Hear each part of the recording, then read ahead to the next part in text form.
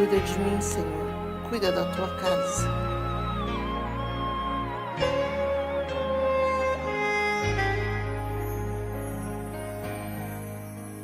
Eu preciso aprender um pouco aqui. Eu preciso aprender um pouco ali. Eu preciso aprender mais de Deus, porque Ele é quem cuida de mim. Se uma porta se fecha aqui, outras portas se abrem ali.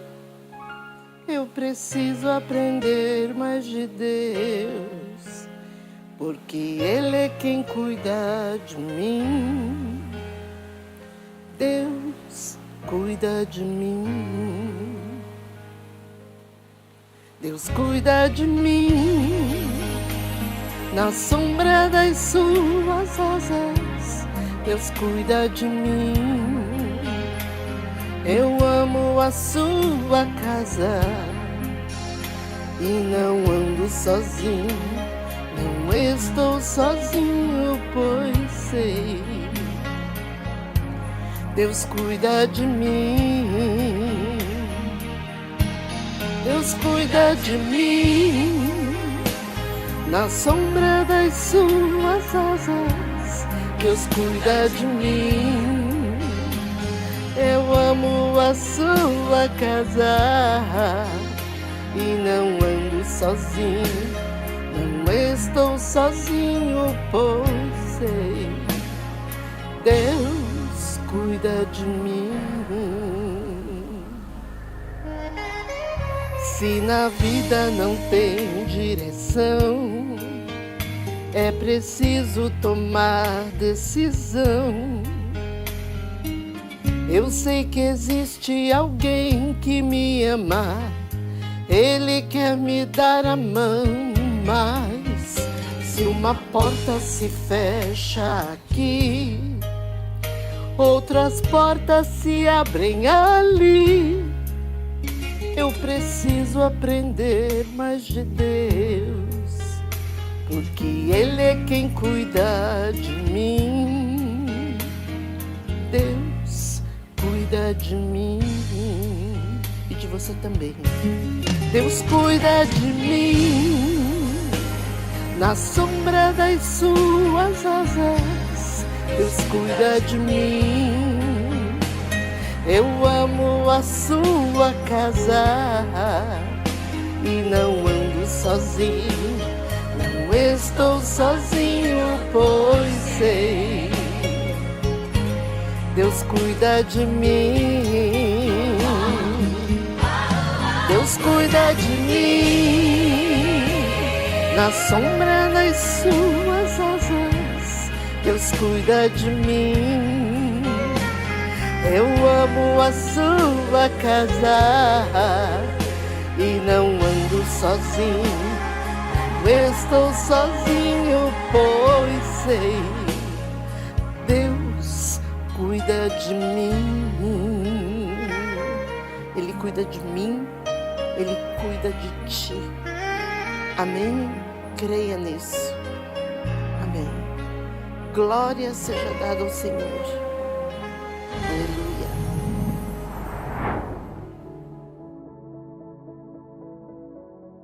A paz do Senhor, amada igreja, amado irmão e irmã, sejam bem-vindos a mais um culto da série Falando de Deus. E que Deus nesse dia traga a resposta a qual você tem buscado do trono do Senhor. Nós estamos no terceiro culto da série com o tema Filhos.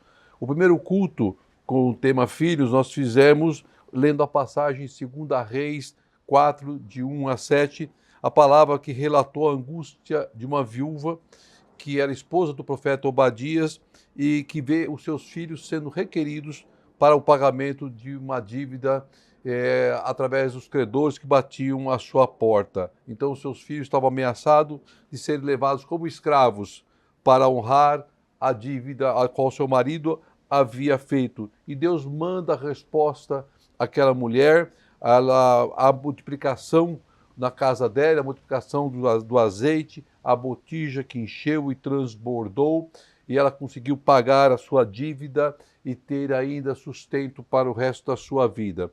E na segunda palavra que nós lemos, também em 2 Reis 4, só que de 8 a 17, com o tema também filhos, também vemos a passagem relatada do amor de uma mulher sunamita pela obra de Deus, o amor daquela mulher, o seu gesto de receber um profeta na sua casa, de providenciar um lugar para o profeta de Deus, comida, alimento, para que ele pudesse ter suas forças renovadas, pudesse descansar para fazer a obra. E a sua atitude, né, era de alguém que amava o reino, de alguém que demonstrava temer ao Senhor, de buscar ao Senhor de uma forma indireta, porque ela participava do reino do Senhor, da obra do Senhor, quando ela fazia aquele gesto de amor ao profeta de Deus.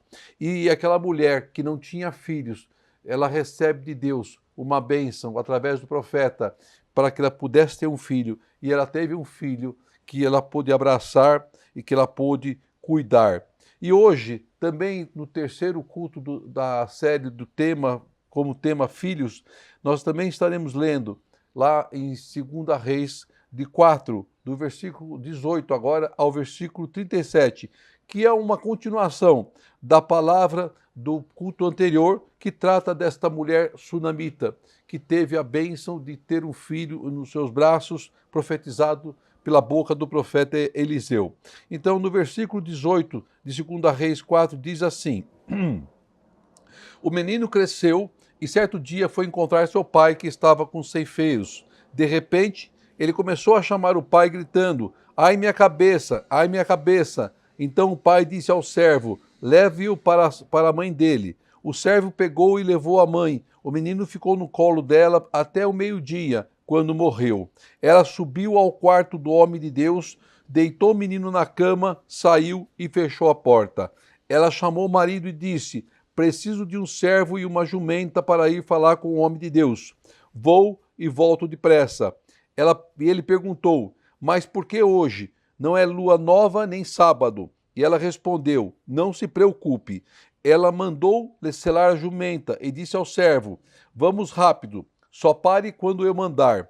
Versículo 25. Assim ela partiu para encontrar com o homem de Deus no Monte Carmelo, quando ele viu a distância, e disse a seu servo Geazi: Olha, é a sunamita. Corra ao encontro dela e lhe pergunte: Está tudo bem com você? Tudo bem com seu marido? E com seu filho? Ela respondeu a Geazi: Está tudo bem. Ao encontrar o homem de Deus no monte, ela se abraçou aos seus pés. Geazi veio para afastá-la, mas o homem de Deus lhe disse: Deixa-a em paz. Ela está muito angustiada, mas o Senhor nada me revelou e escondeu de mim a razão de sua angústia.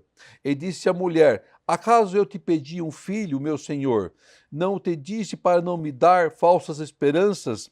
Então Eliseu disse a Geazi: Põe a capa por dentro do cinto, pegue o meu cajado e corra. Se você encontrar alguém, não cumprimente. E se alguém o cumprimentar, não responda. Quando lá chegar, põe o meu cajado sobre o rosto do menino.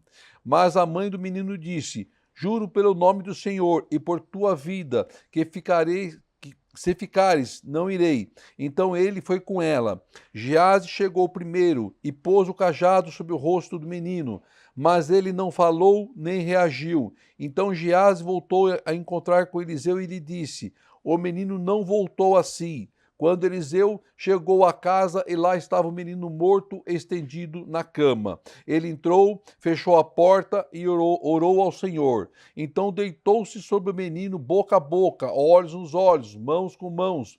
Enquanto se debruçava sobre ele, o corpo do menino foi se aquecendo. Eliseu levantou-se e começou a andar pelo quarto, depois subiu na cama e debruçou mais uma vez sobre ele. O menino espirrou 7 vezes e abriu os olhos.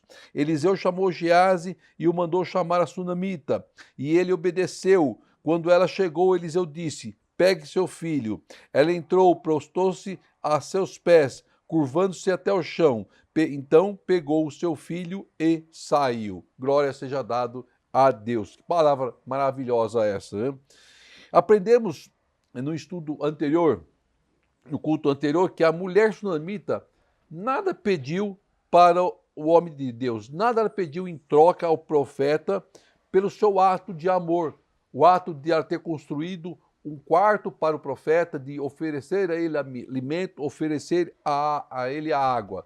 O seu amor, a obra de Deus, trouxe para a sua vida, para a sua casa, a bênção.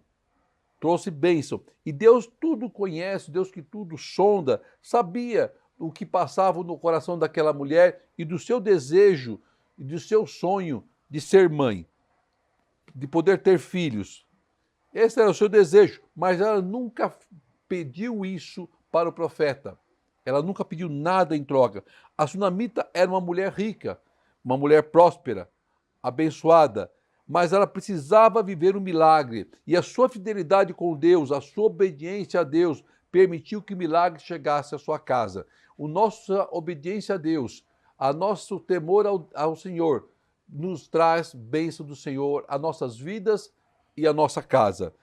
Por isso temos que sempre estarmos prostrados aos pés do Senhor. E a palavra se cumpriu na vida da sunamita, como o profeta havia dito, e ela pôde abraçar um filho. Ela pôde ter um filho para ser abraçado. E na sequência da palavra, nós vemos a vida dessa mulher e do filho dela envolvidos numa situação a qual ela não esperava. E nós precisamos entender esses acontecimentos, por que desse grande impacto, por que desse momento de grande tristeza para essa família. Então o versículo primeiro que nós lemos do capítulo 4, 18, diz que o menino cresceu. Não sabemos a idade dele, mas ele cresceu. E ele foi encontrar com o pai que estava com ceifeiros. Então esse menino é aquele menino que se refere na leitura anterior, o filho da sunamita, lido lá em 2 Reis 4,16. E nesse versículo ele nos relata que o menino havia crescido. Não sabemos a idade, mas era ainda uma criança. Ele era ainda um menino. Então ele foi encontrar com o pai que estava com quem? Com os ceifeiros. Os ceifeiros são aqueles que trabalham na ceifa ou na colheita, os que cortam os cereais com foice ou com qualquer outro instrumento cortante. Então o seu pai, que provavelmente estava acompanhando o trabalho dos seus servos, porque ele já era idoso, mas ele era rico e ele tinha bens. Então ele estava ali na lavoura acompanhando o trabalho e o filho vai ter com ele. Então a sunamita, se você se lembrar, era uma mulher rica, né? O marido era rico, mas era idoso. Então eles administravam a terra. Aí o versículo 19 diz que de repente o menino começou a chamar o pai, gritando como se tivesse uma dor, a cabeça dele estava doendo. E o que o pai faz? Ele manda um servo levar a criança até a mulher.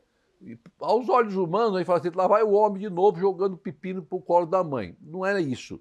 Na época, nós temos que entender o momento que a Bíblia está relatando a palavra. Na época, era a mulher que era responsável pelo cuidado com os filhos. Era a mulher que era responsável pelo cuidado da casa. Hoje em dia, isso mudou, né? Bastante, por sinal, né? Mas na época a qual a palavra relata, era a mulher que cuidava. Então o pai, que estava na lavoura, que estava trabalhando, que estava cuidando das suas propriedades, manda o servo levar o filho até a esposa. Isso era natural. E ele, então, o empregado, então, obedece e leva. No versículo 20 relata isso, que ele pega e leva o menino até as mãos da mãe. Só que chegou ao meio-dia e aquela criança morreu. Então vamos entender também um pouquinho dessa parte da passagem. Lá, na época, era muito normal as pessoas começarem a vida cedo, quando o sol raiava, trabalhar cedo. Não tinha televisão, não tinha internet, não tinha nada disso. Então as pessoas dormiam cedo, acordavam cedo. Então tudo começava cedo. Então provavelmente aquela criança passou com a mãe, no colo da mãe, com a sua dor, com a sua enfermidade, algumas horas, até chegar ao meio-dia, até ela vir a falecer. Então veja a situação difícil dessa mulher sunamita. Aquela mulher que sonhou em ter um filho, aquela mulher que viu o seu filho nascer nos seus braços e de repente aquela mulher vê o seu filho nos seus braços padecendo até morrer. Que situação terrível! O seu sonho que se apaga, o milagre que foi arrancado das suas mãos, a alegria que se transformou em tristeza em algumas horas, planos interrompidos, coração despedaçado. Não foi isso que ela pediu. Não foi isso que ela pediu a Deus. Na verdade, ela não pediu nada ao Senhor. Ela não fez nada de errado. Ela não pediu nada em troca. Ela não exigiu nada em troca por ela abençoar a obra de Deus. Ela só quis ser fiel a Deus e cuidar do profeta. Mas houve, naquele instante, um agir de Deus na vida dela e a abençoou com aquela criança. Aí no versículo 21 diz que ela subiu no quarto do homem de Deus, aquele quarto que ela construiu para o homem de Deus descansar, para o homem de Deus repousar, e ela faz o quê? Ela deita na cama que era do profeta de Deus, descansar o seu filho, o corpo do seu filho já morto. Ela sobe e deita o filho na cama do profeta de Deus. E ela, nesse quartinho onde ela construiu, ela tranca a porta, diz que ela sai, ela tranca a porta, onde o seu filho já estava lá sem sinal de vida. Então ela chama o marido, no versículo 22, e diz que para preparar para ela um jumento e um empregado, porque ela iria encontrar com o homem de Deus, mas seria rápido, ela iria lá e volta. Eliseu estava novamente na cidade. Tudo indica isso, por perto, provavelmente, fazendo o que ele sempre fazia, a obra de Deus. E ela vai de encontro a Eliseu. Na época, não tinha automóvel, não tinha táxi, não tinha trem, não tinha ônibus. Lá o transporte era cavalo, era jumento. Então ela pede para o servo preparar o jumento e ambos vão depressa para encontrar com o profeta de Deus. E ela diz lá, eu vou e volto depressa. Então presta atenção, ela diz, eu vou e volto depressa. Ela está fazendo o quê? Ela está fazendo uma afirmação, porque ela tinha certeza que ela encontraria o profeta. Ela tinha certeza que o profeta a ouviria. Ela tinha certeza que o profeta daria prioridade à sua causa. Ela tinha certeza de que Deus responderia o seu clamor. Irmão, quando nós pedimos algo da parte do Senhor, nós temos que fazer com fé e na certeza que virá uma resposta de Deus. Deus não deixa sem nos responder. Ele pode não responder na mesma hora, no mesmo dia, mas ele vai te responder. E assim Deus fez, e assim Deus faz em nossas vidas. E Deus vai dar, sim, prioridade à sua causa. Tenha certeza disso. Porque nós somos filhos, servos do Senhor. Temos que procurá-lo, temos que buscá-lo, porque assim nós vamos encontrá-lo. Lá em Mateus 7,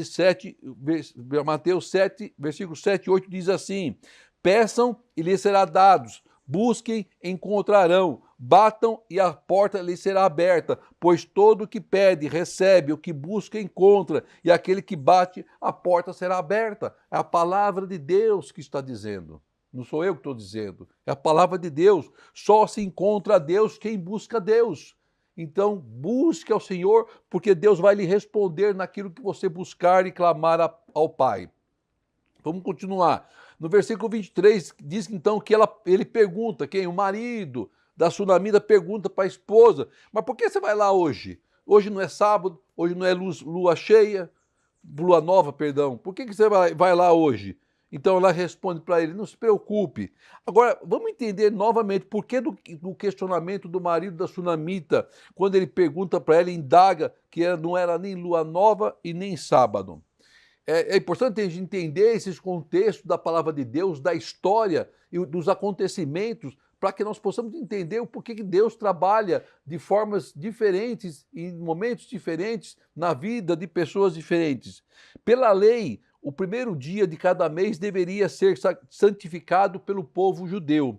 E no cerimonial religioso hebreu, a festa de lua nova ocorria no início de cada mês, sendo celebrada todos os meses do ano. Como ocasião especial de adoração, nesse dia tocavam-se o quê? As trombetas sagradas e oferecia-se holocaustos e ofertas de manjares ao Senhor. E o povo se abstinha das atividades comerciais e seculares. Realizava-se banquetes especiais, algumas pessoas até costumavam visitar os profetas. Dias, inclusive, em que os profetas costumavam pregar e instruir o povo, e no qual, consequentemente, eles sempre eram encontrados por qualquer um que quisesse conselho ou assistência. Então, era por isso que o marido fez essa indagação para ela, porque não era o dia do profeta estar lá à disposição, mas ela sabia que ela poderia sim encontrar o profeta de Deus. Aí o versículo 24 que diz que ela manda para o servo selar a jumenta rápido, o 25 eles parte de encontro com o homem de Deus que estava no Monte Carmelo. Foi Eliseu que a viu. Ela não tinha ainda avistado o profeta, mas Eliseu a avistou. Ele diz para o seu servo Geazi, olha lá a sunamita vindo.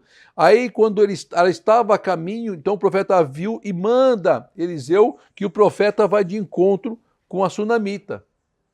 Então, preste atenção, irmão. Deus prepara a ocasião, Deus prepara o momento, Deus prepara o dia e a hora para que o milagre chegue em nossas vidas, chegue em nossas mãos.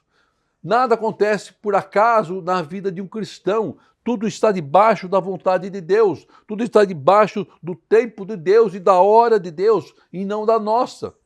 Nós achamos que, encontrei por acaso fulano. Não. Deus preparou esse momento para a vida daquela mulher, como Deus prepara o momento para nossas vidas. Nada acontece por acaso na vida de um cristão, porque nós estamos debaixo das mãos poderosas do Senhor. Ele é o escritor, Ele é o que cuida da nossa história e da nossa vida. Ele é o Senhor Jesus, quem escreve a história de nossas vidas. Creia nisso. Então o profeta Eliseu diz ao teu servo para ele correr de encontro à sunamita e perguntar para ela se estava tudo bem com ela, se estava tudo bem com o marido dela, se estava tudo bem com o filho dela. Olha que interessante. Aí o Geazi vai e encontra a sunamita e faz o que o profeta havia lhe determinado, lhe orientado. E aí, sunamita, está tudo bem contigo? Como é que está o maridão? Tudo bem com ele? E o filhotão, está jóia, brincando bastante?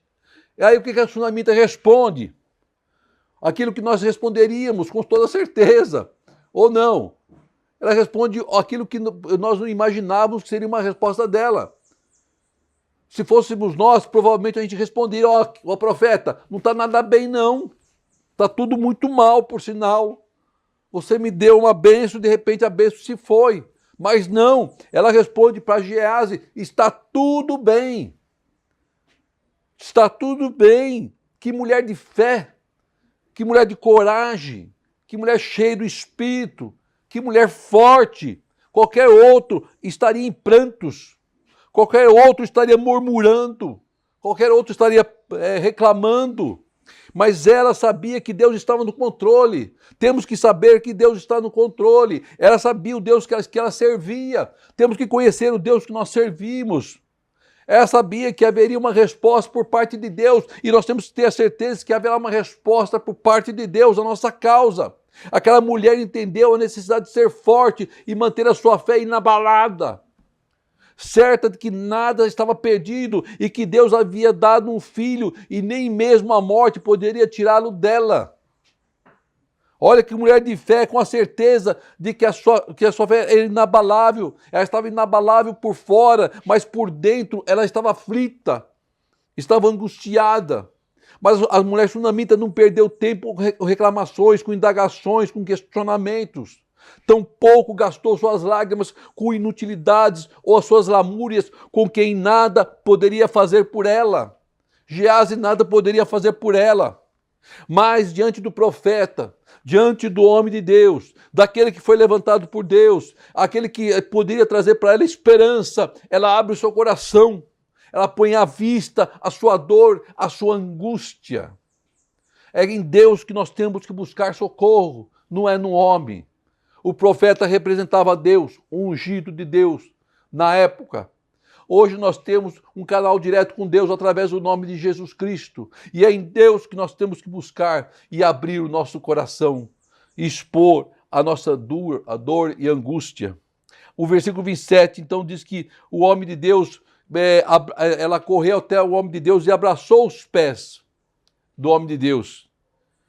Geazi tentou, inclusive, tirá-la, afastá-la, lá no versículo 27, mas o homem de Deus disse que deixa ela em paz porque ela estava muito angustiada, mas que Deus não havia revelado ao profeta o motivo da sua angústia. Aquela mulher buscou diretamente o homem de Deus para um particular, somente ela se abriria e abriria o seu coração ao homem de Deus. O nosso particular tem que ser com Deus, porque é dele que emana todas as coisas. é dele que nós vamos ter uma resposta. A sunamita honrava a Deus e ela honrou a Deus com seu gesto ao se humilhar a um profeta, aos pés de um profeta. Entenda que esse gesto não é uma adoração ao homem, mas a um temor a Deus, de quem buscava uma resposta de Deus, através de um ungido de Deus, através de um profeta de Deus. O interessante é que a atitude do profeta, de quando essa mulher sunamita chega e abraça os teus pés. O profeta primeiro impede Geazi de intervir e tirar a sunamita. Ela estava lá buscando socorro. Deus nunca deixa sem resposta um pedido de socorro. Nunca. De um servo, de uma serva dele. Ela buscava a Deus através da vida do profeta, que foi usado por Deus para abençoá-lo com aquela criança. Meu irmão, no meio da tempestade, o único que pode nos ajudar é Deus. O único que pode mudar nossa história é Deus, não há outro. No segundo ponto, o profeta consegue ver o estado de angústia a qual a sunamita estava passando. Aquela mulher estava sofrendo pela perda. Seu estado, seu momento, não era necessário que ela falasse, mas o profeta conseguia ver a sua angústia. Antes da palavra chegar à nossa boca, o Senhor conhece todas as coisas, irmão. O Senhor conhece o teu coração, conhece a sua dor, conhece as suas lágrimas. O terceiro ponto interessante nesse versículo é que o profeta não sabia a razão da angústia. Sabia que ela estava com angústia, mas não sabia a razão, porque Deus não havia lhe revelado. Deus tem propósito para todas as coisas e nos revela no seu tempo. Havia um propósito de Deus para aquela situação, naquele momento, que seria revelado mais à frente, que iria fortalecer a fé da sunamita e inclusive a vida do seu profeta. Assim como há um propósito de Deus para a sua causa, para nos fortalecer a fé da nossa vida e daqueles que estão conosco na nossa casa. Creia nisso. Aí o versículo 28 diz que a mulher questiona o profeta. Por acaso eu te pedi filhos, meu senhor? Eu não te disse para não me dar falsas esperanças? Ela questiona. O que ela faz? Ela traz a lembrança do profeta, o que ele havia lhe prometido, a aliança que havia sido feita no passado, sem que ela pedisse nada em troca. A sunamita, ela estava buscando aquilo que havia sido entregue nas mãos dela sem que ela tinha pedido. Trouxe a memória do profeta, na memória de Deus, a promessa, a aliança. E não há nada de errado em fazermos isso, em trazer a memória de Deus. Não há nada de errado nisso. Lembra lá do rei Ezequias, na cama, enfermo, que vira o rosto para a parede, pronto para morrer de uma enfermidade, e ele traz a memória de Deus, os seus feitos, a sua obediência a Deus, e Deus prolonga os dias de vida dele. Não há nada de errado fazermos isso. E ela traz a memória, e o seu ato foi suficiente para tocar no coração de Deus e reverter aquela situação de tristeza para novamente ser de alegria. Deus quer reverter essa situação de nossas vidas, essa situação de tristeza para a de alegria. E Deus vai virar a página dessa história, basta crermos, basta buscarmos nos pés do Senhor. Então creia, meu irmão. E o versículo 29 diz que o Eliseu manda Geazi ir até aquela criança para levar a sua capa e levar seu cajado e colocar o cajado sobre a criança. Mas a mãe não queria o Geazi. A mãe queria o profeta, a sunamita queria o profeta. E ela diz assim, não saia daqui se você não for comigo. É você que me deu a palavra de vitória e de bênção. E é você que vai me dar a palavra de vitória e de bênçãos no meu filho novamente. Tem momentos que não é homem, não é intermediário que vai resolver a nossa situação. Nós temos que buscar aqui diretamente em Deus, através do jejum, da oração, porque Deus nos coloca à prova a fé. Parece que somos levados ao nosso limite. Passamos dias em jejum e oração em busca de resposta. E parece que ela não vem em busca de um milagre. E parece que ela demora. Parece que nós chegamos num limite. Parece que perder a esperança. mas de repente as coisas começam a se mover, as coisas começam a acontecer, as peças começam a mudar de lugar, porque Deus começa a agir e agir da sua forma para que possamos contemplar o milagre nas nossas mãos. Aí Geazi diz que Geazi volta e diz ao profeta que o menino não reagiu, não aconteceu nada, não voltou a si. Aí quando Eliseu chega na casa, ele sobe, entra e fecha a porta lá do quartinho dele. E a primeira coisa que ele faz é orar a Deus. A oração é a chave que move o coração de Deus. A primeira coisa que o profeta faz é orar a Deus. Sem oração, não temos como ouvir a Deus. A primeira coisa que o profeta faz é orar a Deus. Se não buscarmos incessantemente a Deus em oração, não temos como viver os milagres de Deus. O segredo está na oração. E o profeta ora a Deus. Aí então ele deita sobre o menino, mão com mão, olho com olho, boca com boca lá, e intercede. E aí ele se levanta e anda pelo quarto e diz a palavra que ele novamente deita sobre o menino. Aí o menino começa a se aquecer. Começa a se aquecer. Se não foi fácil para um homem de Deus, imagine para aquela mãe. Nada é fácil para um cristão. Nada é fácil para a nossa vida. Havia uma prova sendo passada naquele lugar da vida da sunamita e na vida daquele profeta. Ou você acha que o profeta também não estava passando por uma situação difícil? Vendo aquele menino com a qual ele havia profetizado que abençoaria a vida daquela mulher. E de repente, aquilo que era bênção foi arrancado das mãos dela de uma forma violenta. Mas Deus nunca se esquece da sua aliança. Deus nunca se esquece da sua promessa. Então, por isso, tome posse da bênção. Parece fácil, é maravilhoso, nos traz alegria, mas nós temos que estar constantemente em vigilância, em oração, para que a nossa bênção não seja perdida, não seja arrancada das nossas mãos, que não sejamos surpreendidos pelo nosso inimigo. Aquela mulher não desistiu em nenhum momento. Ela não perderia a sua bênção em nenhum momento. Ela buscou naquele que havia lhe prometido, daquele que ali entregue uma aliança, feito uma aliança. Ela buscou uma resposta em Deus, no homem de Deus. E o que aconteceu? Ela teve a resposta do homem de Deus. Diz que no versículo 37 que ela entrou, prostou-se aos pés do homem de Deus, como se prostrasse aos pés do Senhor, em agradecimento pelo milagre, e agradecimento pelo impossível. E ela pega o seu filho nos braços novamente, vivo, cheio de vida, e sai. Olha a forma que Deus trabalha, olha a forma que Deus age e que Deus quer agir sobre a sua vida. Então creia, meu irmão, parece que a sua luta é uma luta impossível de se vencer.